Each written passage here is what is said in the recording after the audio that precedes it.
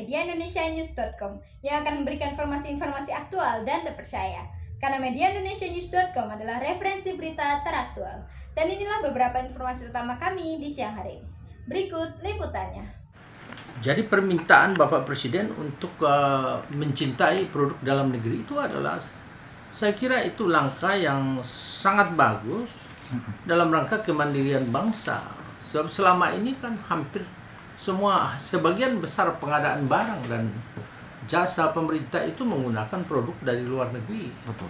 Mengapa mereka mengadakan produk dari luar negeri? Karena gampang untuk markup harga melalui invoice yang dikirim. Sementara kalau menggunakan produk dalam negeri itu agak sulit untuk memanipulasi harga. Dan saya rasa permintaan Bapak Presiden ini jauh sebelumnya dari dulu. Pengadaan barang pemerintah itu melalui sudah lama sekali. Jadi sejak tahun 2000 itu sudah dijalankan dan berulang-ulang diganti.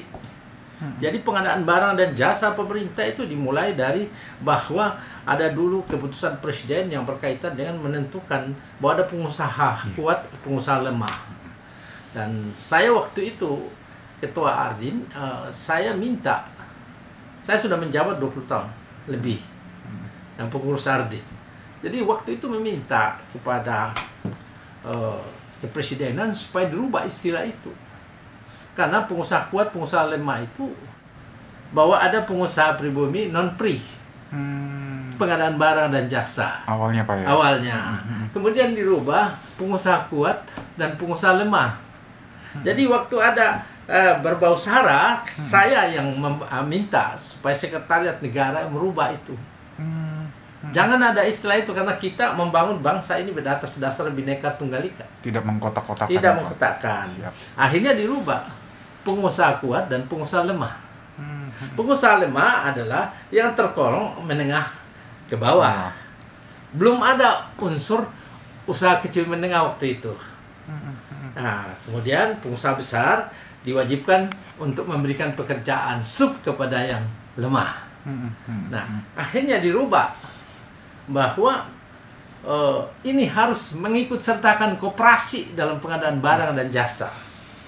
Ya, di situ muncul namanya harus menggunakan produk dalam negeri. Tapi keputusan Presiden tinggal keputusan Presiden saat itu, tidak ada satu penegasan mengenai semua tetap mengadakan produk dari luar negeri. Nah, kemudian dirubah lagi dari menyertakan pengadaan barang dan jasa pemerintah, menyertakan koperasi, dilakukan lagi namanya melakukan supaya usaha kecil dan menengah mulai ada usaha dengan surat batas modalnya itu 200 juta. Nah, usaha kecil menengah. Nah, dilakukan dengan SIUP, surat izin usaha perdagangan 200 juta. Tapi dalam perjalanannya tidak nampak pembinaan ini sebetulnya. Tetap seperti itu. Ya, isunya. Nah, lama-lama ditambahin lagi usaha kecil menengah dan mikro. Uang begitu banyak digelontorkan, tapi tidak jelas penyalurannya. Arahnya kemana? Ya, jadi itulah sejarah. Dan sampai sekarang itu begitu hebohnya. Bahkan Direktur Utama BNI sempat di televisi saya lihat menyatakan ada 59 juta usaha kecil menengah. Sebetulnya ini yang dibina itu apa sebetulnya? Bagaimana sistem pembinaan? Dari awal kemarin itu? Bukan, bagaimana sistem pembinaan itu yang sering saya pertanyakan. Siapa yang bertanggung jawab terhadap itu dan kenapa semua instansi pemerintah membina usaha kecil menengah sehingga tidak bisa dideteksi siapa yang dibina. Kadang-kadang uang dikasih ke bank, penyalurannya untuk hal-hal yang tidak produktif. Kredit motor, apa semua. Ini bukan pembinaan usaha kecil menengah. Itu menyalurkan, menghabiskan uang kredit, tapi tidak bermanfaat bagi pengembangan ekonomi negara. Jadi, apa permintaan Bapak Presiden, saya kira itu sangat relevan.